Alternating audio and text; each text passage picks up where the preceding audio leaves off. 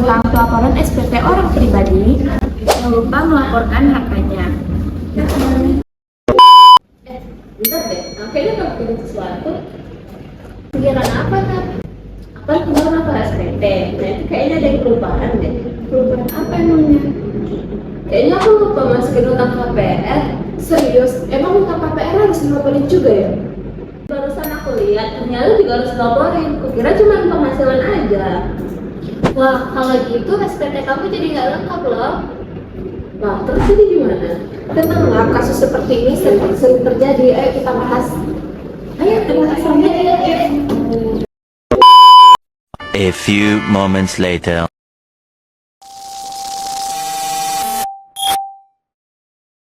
Jadi gini nah, dalam sistem perpajakan di Indonesia, setiap wajib pajak orang pribadi memiliki kewajiban untuk menyampaikan surat pemberitahuan SPT tahunan. SPT ini berfungsi sebagai sarana untuk melaporkan seluruh aktivitas perpajakan, tidak hanya penghasilan, tapi juga keseluruhan kondisi keuangan wajib pajak. Artinya, SPT mencerminkan gambaran lengkap mengenai apa saja yang dimiliki dan menjadi kewajiban seseorang selama 1 bulan pajak. Jadi bukan cuma gaji atau penghasilan aja ya? Betul, berdasarkan ketentuan dari Direktorat Jenderal Pajak, SPT harus diisi dengan prinsip lengkap, benar dan jelas. Lengkap berarti semua data harus diisi, benar berarti sesuai kondisi sebenarnya, dan jelas berarti tidak menimbulkan penafsiran lain.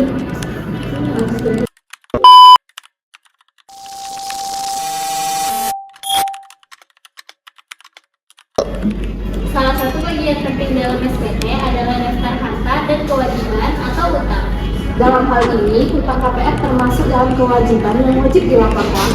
Kenapa kita wajib melaporkan utang? Karena utang KPR menunjukkan bahwa harta berupa rumah yang dimiliki belum sepenuhnya menjadi milik bebas. Masih ada kewajiban yang harus dibayar.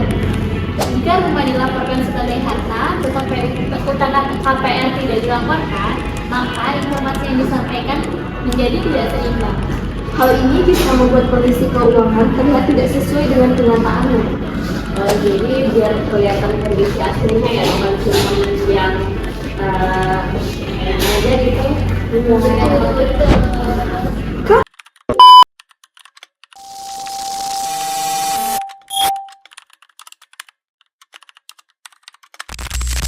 Dalam praktiknya, banyak wajib pajak mengalami hal yang sama seperti Nabisa. Mereka sudah melaporkan penghasilan dengan benar, tetapi lupa untuk mencantumkan utang seperti KPR. Hal ini biasanya terjadi karena beberapa faktor seperti kurangnya pemahaman bahwa utang juga wajib dilaporkan. Iya, aku juga baru tahu sekarang. Ada juga yang menganggap utang tidak terlalu penting untuk dilaporkan.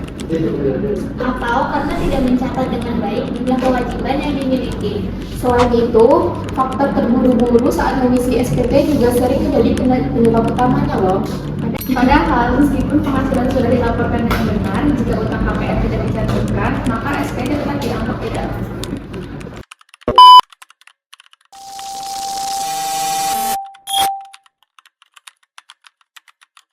Jadi kalau misalnya nggak lengkap, dampaknya itu apa? SPT yang tidak lengkap dapat menimbulkan ketidaksesuaian data. Pihak Direktorat Jenderal Pajak memiliki akses terhadap berbagai sumber data pembanding. Misalnya data perbankan, data kepemilikan aset, dan informasi keuangan lainnya. Nah, jika terjadi perbedaan antara data yang dilaporkan dengan data yang dimiliki oleh otoritas pajak, Maka wajib pajak dapat diminta untuk memberikan klarifikasi. dalam beberapa kasus bisa juga dilakukan pemeriksaan lebih lanjut. Dan apabila terbukti terdapat kesalahan yang merugikan negara, dapat dikenakan sanksi administrasi. Namun perlu dipahami bahwa tidak semua kesalahan langsung dikenakan sanksi berat, terutama jika terjadi kelalaian dan bukan kesengajaan.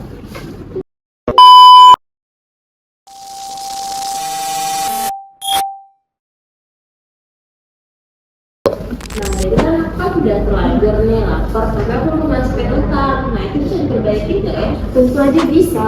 Wajib pajak diberikan hak untuk melaporkan kebetulan SPT. Jadi, pembetulan SPT itu adalah proses memperbaiki data yang sudah dilaporkan sebelumnya. Provinsi dapat dilakukan secara online melalui sistem dari konteks. Dalam pembetulan tersebut, kamu bisa menambahkan tentang KPR yang sebelumnya belum kamu cantumkan loh. Nah, dengan begitu, data yang dilaporkan menjadi lebih akurat dan juga sesuai dengan kondisi yang sebenarnya. Gitu ya. Terima kasih. Nah, sekarang udah paham kan? Jangan lupa lapor SPT. Benar.